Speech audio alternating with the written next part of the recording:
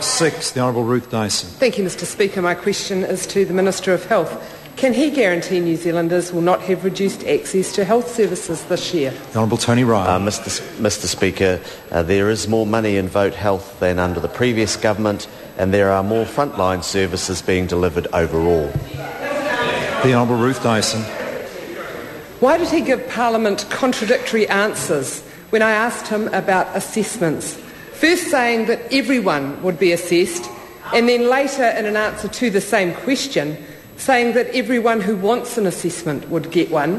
And how do these comments line up against the announcement from Otago and Southland District Health Boards that there will be no assessment for any client receiving 1 or 1.5 hours of home support a week?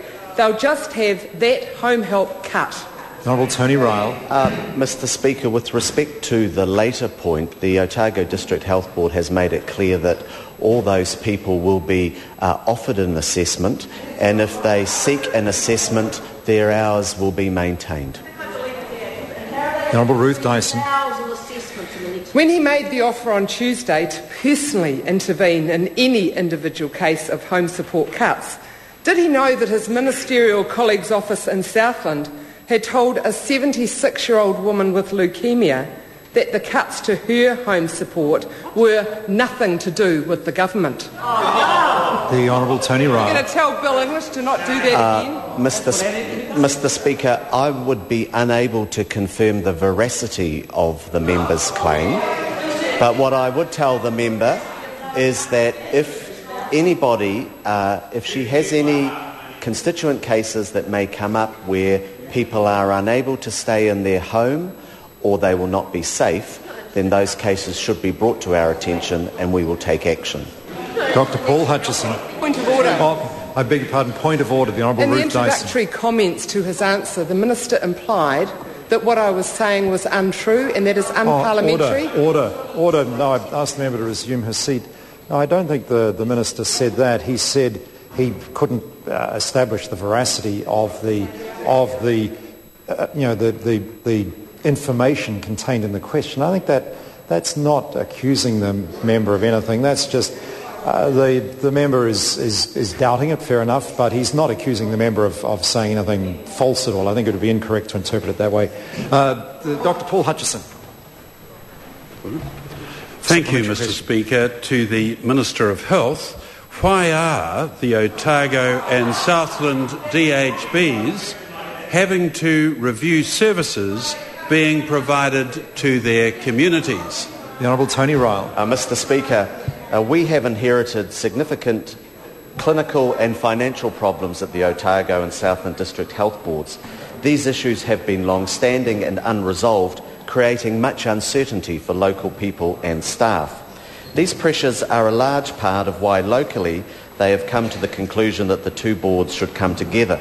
This financial year, the National-led government increased funding for Otago Southland by $28 million, which only goes some way to dealing with the $20 million of unfunded services we have inherited.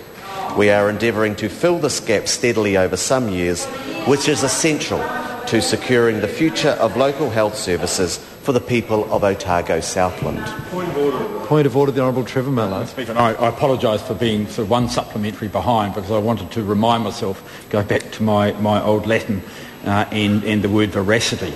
The definition is, as I think it is, sir, and that goes to truthfulness and honesty.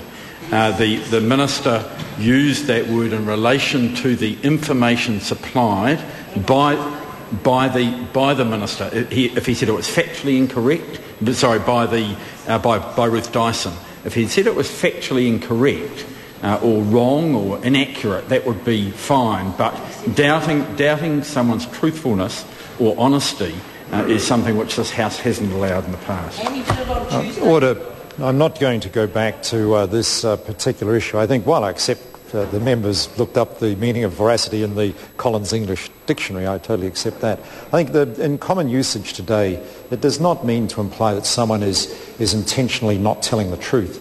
I think the Minister was questioning the facts that were put in front of the House, and being a supplementary question, we can't validate the facts, and ministers are entitled to disagree with the facts, and they do need to be careful how they do that. But I don't believe questioning the veracity of the facts is in any way implying that the member was being in any way untruthful at all. And I don't think we should rule out. We get too pedantic in ruling out too many things. Question. Where did we get to on this one? It was point of order, Chester Borrows. Yes, Mr. Speaker, I seek leave to table correspondence between myself and the then Minister responsible for Disability Services relating to an incident on the 4th of September 2007 when 300 people had home care cut in Wanganui City, followed the following year by a similar number. Leave is sought to table. Order. A point of order is being considered, and it won't be that kind of noise in the House, or there'll be some members out of the House. Leave is sought for that document to be tabled. Is there any objection? So there is objection? There is objection. Supplementary question, the Honourable Ruth Dyson. What will happen to older people in Southland who are facing not only these cuts to their home support, but have now been told by their district health board that they are going to cut the number of people entering rest homes by 1,000? The Honourable Tony Ryle. Mr. Speaker, I've rung the Chief Executive of the District Health Board, and what we can tell the member, as I've said earlier, that if there is any evidence that someone is going to be unsafe in their home or will be unable to stay in their home as a result of the changes to home care, then those matters will be taken up. We are dealing with a legacy of neglect, the Otago Southland District Health Board. The previous government left them with over $20 million of unfunded services, and we are dealing with that. Point of order, Sue Kedgley. Yes, point of order. The Minister continued to address the issue of home care in his answer, when in fact the question was the number of people entering rest homes. So I'm wondering, I think the Minister didn't realise we'd moved on to rest homes, and that he could then attempt to answer the question about how many cuts to people entering rest homes. I must confess the member has caught me there. I didn't pick up that. The member was the question. The question was the question of the Honourable Ruth Dyson, wasn't it? Does the member feel that her question was not answered at all? Consistently, Mr. Speaker. Silly me, I guess, in asking such a question. Given that such a question has arisen under a point of order, I'll invite the member to repeat her question, so long as she does repeat the question she asked. Absolutely. Ruth Dyson. What will happen to older people in Southland who face not only these cuts to their home support, but have been now told by the District Health Board that they are going to cut the number of people entering rest homes by 1,000? The Honourable Tony Ryle. Well, what will happen to these people in Southland is that they will realise that they will get, those people who are seeking rest home care will still get the assessments that the member is worried about.